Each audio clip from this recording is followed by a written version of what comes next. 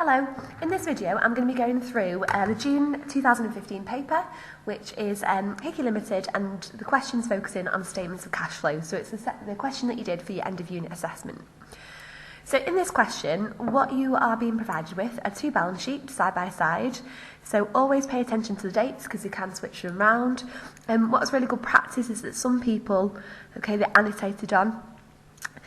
Just forcing themselves to look at the dates. So the first balance sheet we've got is 2015, we've then got 2014. We've got all of our info, and obviously in an exam you should have a quick read through of this.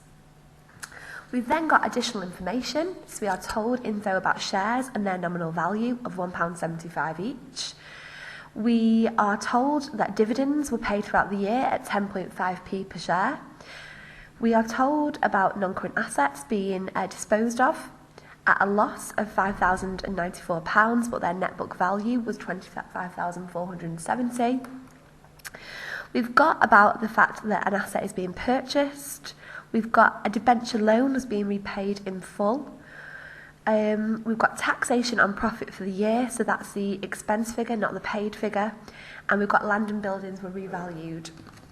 So what the question is asking you to do is to put together, put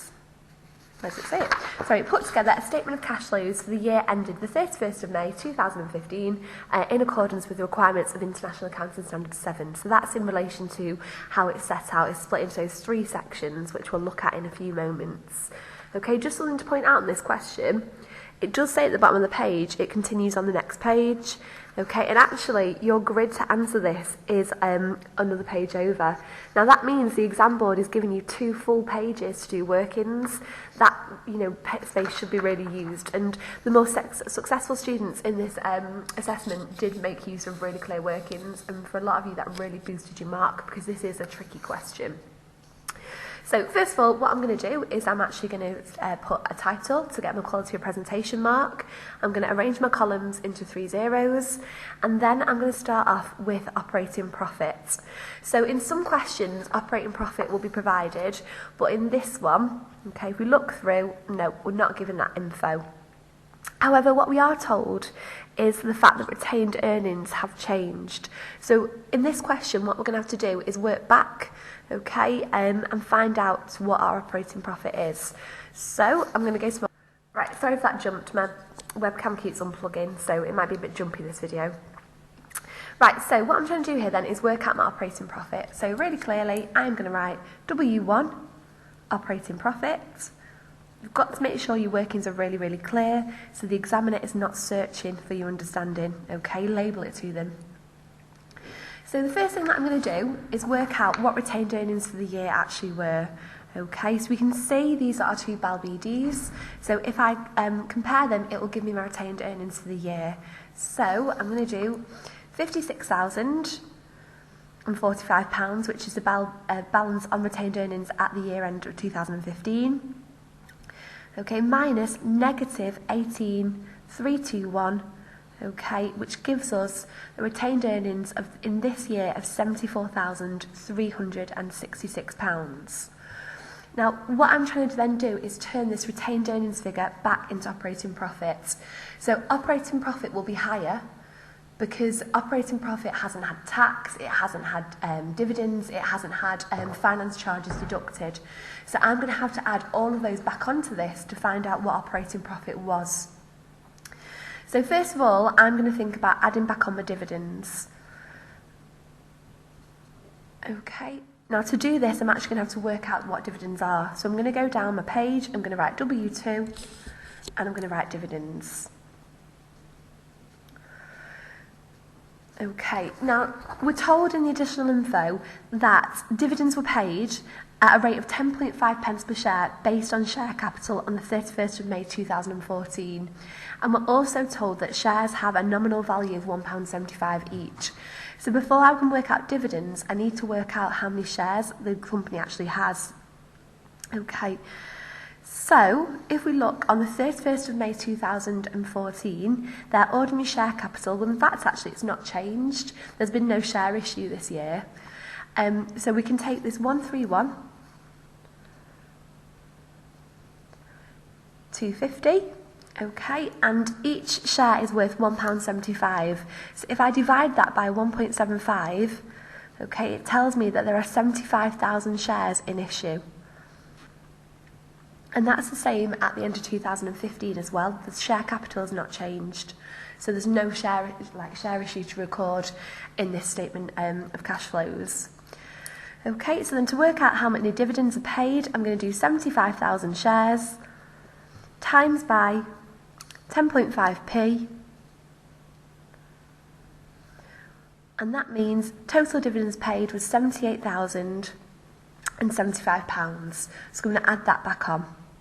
7875. I'm also going to add back on tax. Okay, now this is a tax expense, and we're actually told this in the question. Tax on profit for the year, okay, so it's included in the income statement, so therefore it's the expense, was estimated to be 12,600. So I'm going to add that back on. Okay, and we also want to add back on our finance charges. Now, if we look in the question, they have debentures, okay, and they are charged 8% on their debenture loans. So this is how I'm going to work out my finance charge. Okay, but there's something really important to notice here, that part of the debenture has been repaid. Now, I think some of you, when you read this bit of additional info, thought that all debentures have been repaid. What you've got to remember is that a company can have more than one debenture. Okay, this company clearly have more than one because whilst they've repaid one, where we're going to, okay, they've still got £125,000 worth of debentures at the year end of 2015. So they must have repaid one during the year that was worth £25,000. So to work this out again, I'm going to do some workings. Okay, W3, interest or finance charges. Sorry, it's on screen, is it? Okay, so first of all, I want to think about, well, the debentures that we've had for a full year, because we will charge a full year's interest. So we have had £125,000 worth of debentures for a full year, and we're told they charge 8% interest. So if I put that into my calculator, that equals £10,000, but I don't want to forget about the part year. We also had £25,000 worth of debentures for part of the year. Okay, they are also 8%. And once I've worked that out, what I want to do is I want to divide it by 12 and times it by how many months we actually had it for.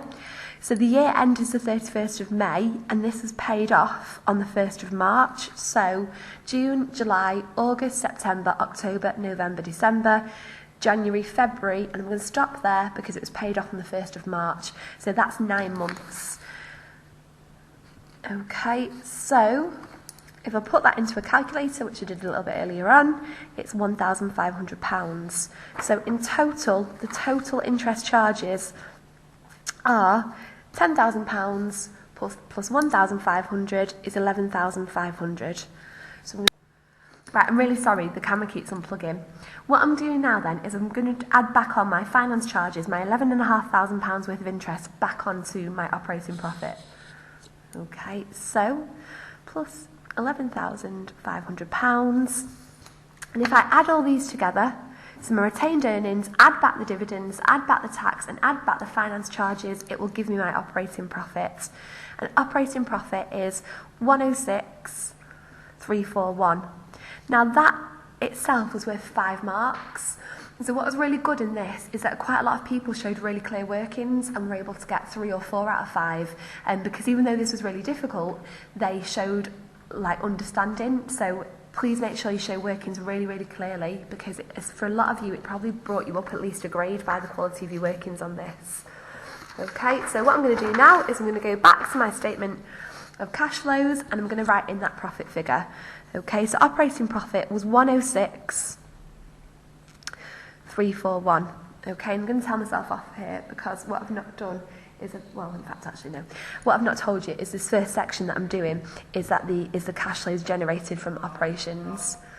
Okay, so what we're now going to try and do is reconcile our profit figure. We've got operating profit figure. We now want to work out our operating cash figure. Okay, so that's the cash generated from our core business activity, so the selling of our good or service. So, first of all, what I'm going to think about is, well, how am I going to approach this logically? And really the best way is to go through your balance sheet and ask yourself what would impact cash but not profit and is in relation to operations. So the first thing I can see here is that we've had depreciation. Okay, we've got the net book values here of our non-current assets. Sorry if you can't see that. We've got the net book value of our non-current assets, and actually they've changed. Okay, so what I need to do here is I need to investigate why they've changed and if any of that is due to depreciation, and it will be. So what I'm going to do here is I'm going to write depreciation, because in a minute we're going to add that back on, and I think I'm on to W4. Now, next to operating profit, I'm just going to write W1. Okay, next to depreciation, I'm going to write W4. Then the exam board can really clearly find my workings out.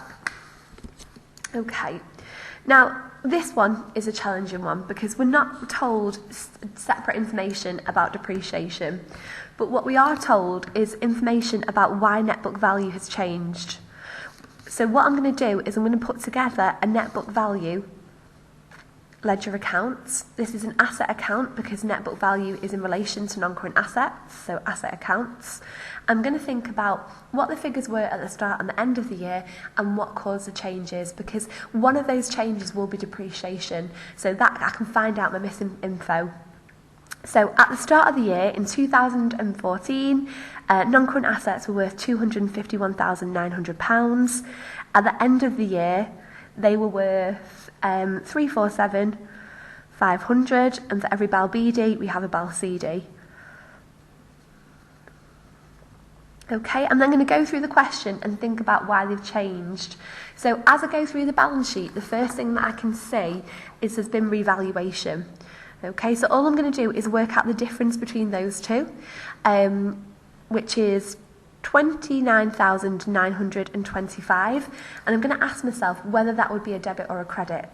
So because they've been revalued and they've gone up in value, I'm going to debit the net book value account, okay, with 29,925, and that's due to revaluation. Okay, if I keep going down, if I look in my additional info, I can see other reasons why net book value of non-current assets have changed. I don't know why I've called this account net book value. I'm using the wrong terminology. Sorry, I've got Christmas brain. Non-current assets. Why the non-current asset value has changed. Okay. Right, so we can see here that we actually sold non-current assets, and it had a net book value of £25,470. So I'm going to credit that, okay, because we've disposed of it. That's going to reduce the value of the non-current assets. We then also have told here that we actually purchased one. Okay, so I'm going to increase 1, 2, I've lost it now, where is it? 1, 2, 3, 6, 4, 5. Okay, so we've bought some too. And then if I start to balance this account, what I'll find is that at the moment the credit side is lacking value. Okay, the debit side equals 405. 405,470, but this clearly, if we add these two together, does not equal this figure. So the one bit of info we're missing is the fact that the value of non-current assets will change because each year there's depreciation. So this missing figure here is our income statement figure, it's our depreciation charge for the year. So all I'm going to do is this minus this minus this, and that gives me £32,500. That is the depreciation for the year, the depth charge. Okay, so I'm going to go back to my statement of cash flows. I'm going to think about how that impacts cash. Well, profit would have been negatively affected by depreciation, but cash is not affected at all. If my car depreciates, I don't have to go and take out some cash from the cash machine. So we can add this bit back on because profit will have been deducted. Depreciation will have reduced profit, but it won't reduce cash, so we can add it back on. So I'm going to add back on there my £32,500, and that itself is worth 4 marks. So seeing as though this question is out of 21, you can see that a large majority of the parts come from this first little part. Okay, hopefully now it should get a little bit easier. So what I'm going to do now is I'm going to carry on working through my balance sheet, and I'm going to think about what also needs to be recorded in operating cash section. Okay, so as I go down, well, I can see here, first of all, inventory. Inventory has increased. Okay. Right, sorry, the camera's done it again. I'm really falling out of this camera at the moment. Right, so increase in inventory. I'm sorry it keeps jumping. So if I work out the difference between the two inventory figures, it comes in at,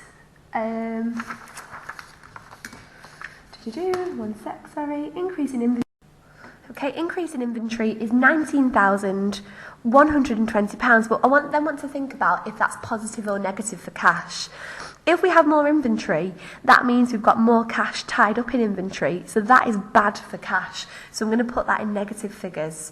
Okay. Now, because the camera keeps falling out, I'm going to try and keep it a bit still. So basically, what I'm doing now is I'm going through my balance sheets. The next bit of info I want to record in the operating cash section is the change in trade receivables. So I'm literally just holding a rule. Oh my gosh, the light's gone out now. One sec.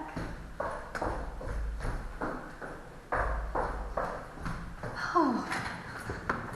Guys, send this into You've Been Framed. Right, so trade receivables have decreased. Okay, so decrease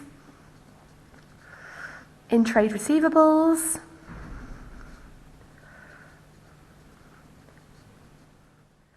Okay, and trade receivables have fallen by £14,340, and that's good for...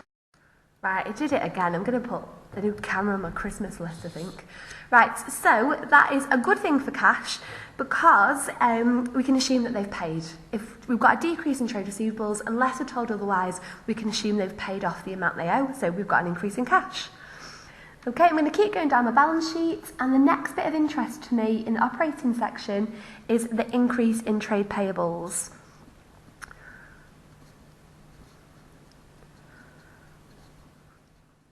Okay, why do I keep saying okay? Right, so that's gone up by 13,384. Do I need to put brackets around that? Well, no, I don't, because if trade payables go up, we've not paid them. That means we've still got the cash, and therefore that's a temporary improvement in our cash flow. I'm then going to go through, okay, going to keep going down. There's nothing else in the balance sheets. However, in my additional info, I'm told about the fact that non-current asset was sold at a loss.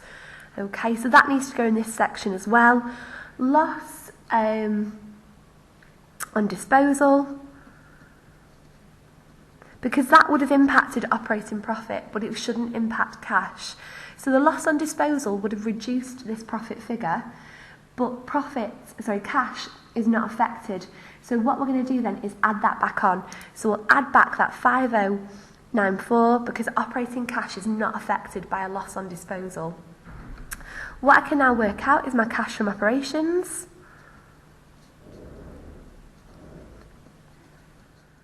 Okay, and if I put all of that into a calculator, my cash from operations is 152,539.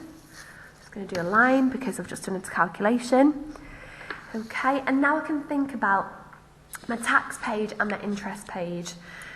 So for my interest paid, well, we worked that out already. We did that in working 3. So I'm going to write there interest paid, and I'm going to write working 3 because we've done that already. And interest paid was 11,500 if I remember correctly. Yep, it was. Okay, and I'm going to put that in brackets because if we pay something, that's going to reduce our cash. The next thing I'm going to do is my tax paid. Now, because I'm really not wanting to move the camera because it keeps unplugging, I'm going to do this on a separate piece of paper. But obviously, in an exam, I would put it in my answer book. I just don't want it to come out. So, I'm just trying to think what working we're up to without turning the page. Let me have a sneaky little look. Don't fall out. Right, we're on working 5.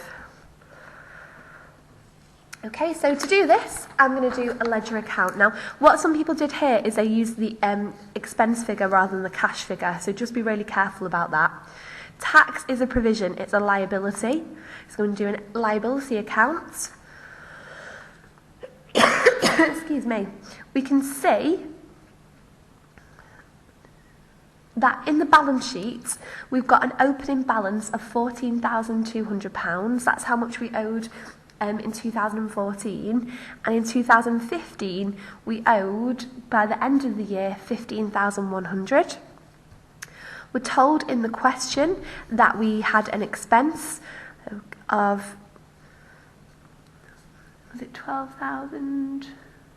Where are you? Yep, 12,600. Okay, and for every, oops, I forgot to do my CD. So for every BAL BD, we've got a BAL CD. 100. Okay, if I add all that together, that's 26,800. And obviously the debit side at the moment does not equal 26,800. Okay, so why is it fallen in value? What's that missing figure? Well, it's because some of it has been paid. That's the figure that we want for the cash statement, the amount that's been paid. And so therefore, the difference is £11,700. Okay, that's the figure that needs to go in this section of the statement of cash flows. Cash has fallen because we've paid interest of £11,700. So overall, we have a positive cash flow. So we're going to put net cash from operating activities. Now that's good for the business. Obviously they want positive cash flow from their operating activities. Well, they want it from all places, but definitely in the operating activities, because that's where their main core of, well, that's their business. And if they're not generating cash, then clearly that'd be quite worrying. Okay, so 129,339. So we've now complied with International Accounting Standard 7 Statement of Cash Flows in the fact that we've done one clear section for operating cash. What that International Accounting Standard then requires is that we do a section on cash flows from investing activities. Now, investing activities are to do with the buying and selling of your non-current assets. I've spelled activities wrong. Oh my gosh. How embarrassing. Okay, so I'm going to look back at the balance sheet, and to be honest, because I've read that info quite a few times now, I know there's a few different things that's happened here in terms of non-current assets. We've actually bought some this year and we've sold some. So the first thing I'm going to deal with is the purchase. Okay, so purchase of non-current assets. Okay, and if you look back in your additional info, and you've actually used this already in your ledger account when calculating depreciation, we can see that we bought non-current assets worth 123,645, and then I want to ask myself, is that good or bad for cash? Well, if we buy something, that's bad for cash. We've spent cash, so that needs to be put into a negative bracket. Okay, we've also got the disposal of non-current assets. Okay, and what we're interested in here is the proceeds. We're interested in the cash. So how much cash did we make from selling that non-current asset?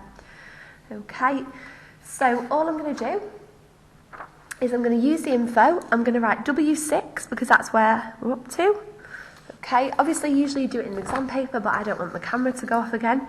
So I'm going to write W6, okay, the proceeds. And if I look at the additional info, so I'm looking at additional info number 5. We are told that the non-current asset had a net book value of £25,470. So that's what it's worth. But it was sold at a loss of £5,094. So they received less for it than it was actually worth. So to work this out, all I'm going to do is the net book value. So it was worth £24,470, but they made a loss of £5,094. That means they raised £20,376 for it. Okay. Oh, so if I go back into my statement of cash flows, I can now record that figure, 20,376, and I'm not going to put brackets around that because if we sell a non-current asset, that's good for cash. Now, what I can do is work out whether it's been a net increase or decrease in cash from investing activities, and we can clearly see here it's going to be a decrease. So if it's a decrease, if we've got negative cash flow, we put net cash used in. And this one, investing activities.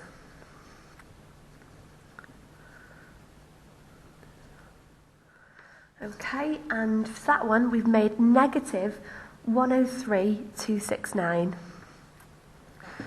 Now, when we first look at that, we might be quite worried. Obviously, you don't want to have a negative cash flow, especially one that goes into hundreds, well, over £100,000. However, if you were a long-term shareholder, you might not be so worried about that, because if they're buying, investing in non-current assets, maybe that could help growth, maybe that could help generate future dividends. So it might not be as worrying as it first looks. Okay, now under International Accounting Standard 7, we also need a section for cash flows from financing activities. So we're looking here at how the business is financed, so things like debentures, loans, shares, so everything that's happened to affect cash from equity. So again, what I'm going to do is I'm going to go through my balance sheet and I'm going to try and do this in a logical way. Okay, I'm also going to go to this bottom section because this is to do with my long-term liabilities, my non-current liabilities, I should say, using old terminology there. So first of all, I can see that in terms of the debenture, well, cash is going to be negatively affected because we've repaid £25,000 of that debenture. Okay, so I'm going to put debenture repayments.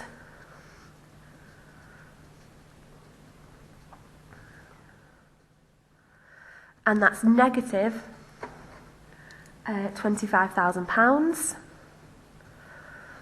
Okay, I'm going to then see, have we issued any shares this year to bring cash in? Well, no, we haven't. The share capital and the share premium is exactly the same in 2014 and 2015, so I don't need to worry about that. However, we do have shareholders and dividends have been paid. Okay, so cash is going to be affected by our dividend payments. And the good thing is we worked this out already. We worked this out when we were calculating our operating profit. Oh, I'm going to take a risk. I'm going to try and turn over. Okay, so if you see there, we previously worked out that we paid £7,875 worth of dividends. So I'm going to write in there W2, so the examiner can see where I've done the workings for that in case I've made an error. 7,875, if we pay dividends, it's going to reduce cash flow. Okay, and then I can do my net cash. And again, it's going to be used in because it's negative.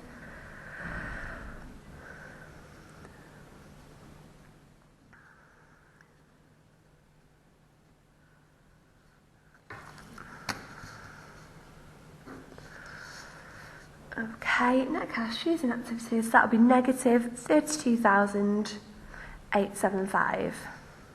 Okay, and again, when we first look at this, we might think, negative cash flow. However, they've paid off a debenture.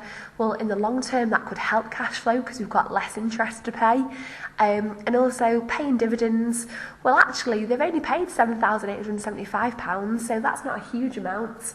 Short-term investors might not be that happy. We don't know, we'd have to explore that a little bit further. Now, the final thing that we need to do is actually compare all this info now to see how much cash we've actually made this year overall, the cash that we had at the year start, and then combine them together. So overall, oops, wait 1 sec. Right, sorry about that. I had somebody just come into my room. I think they thought I was crazy by the fact I was talking to myself. But anyway, so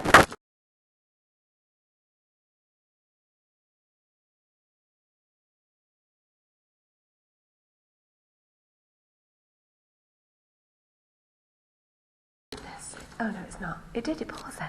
Right, so decrease, I promise this video is nearly over. Decrease in cash and cash equivalents. So to work this out, all I'm going to do is add together all my net cash flows. So I'm going to add together my positive 129,339, my negative 103,269, and my negative 32,875. Okay, that means my decrease in cash and cash equivalents is negative £32,875.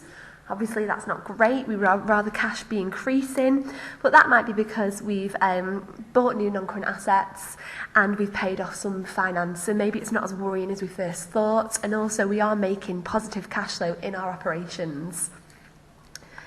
So what I'm going to do then is I'm going to compare this to the cash I had in the business at the year start, so cash and cash equivalents.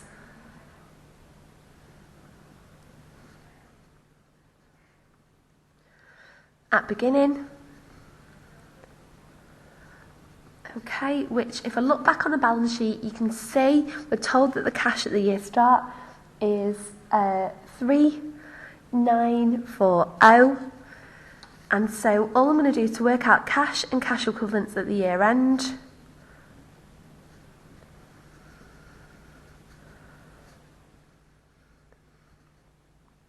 is add these two numbers together. Should use your ruler then.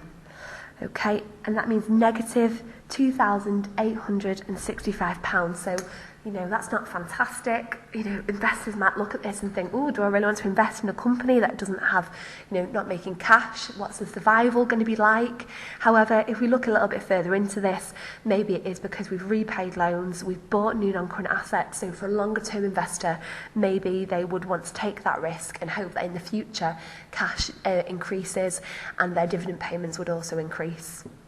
Okay, now the second part of this question was to do why it's possible to make a profit but not a decrease in cash resources. So what I'd like you to do if you need to do corrections on this is to go online and